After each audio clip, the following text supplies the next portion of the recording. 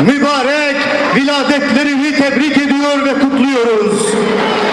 Bugün peygamber sevdasıyla buraya toplanan insanların yüreğinde coşan, gönlünde meydana gelen aşk ve sevda tam anlamıyla bir ibadettir, bir uyanıştır, bir davadır.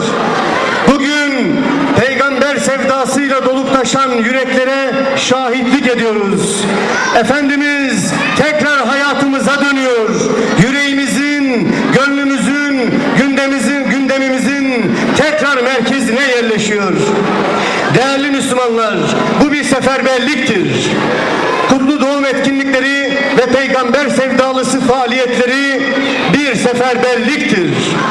Bu seferberlik yeniden yüreklerde Efendimizin aşkını inşa etme, Efendimizin muhabbetini ve Efendimiz'e olan saygıyı, muhabbeti, onu anlama ve tanımayı yeniden inşa etmektir.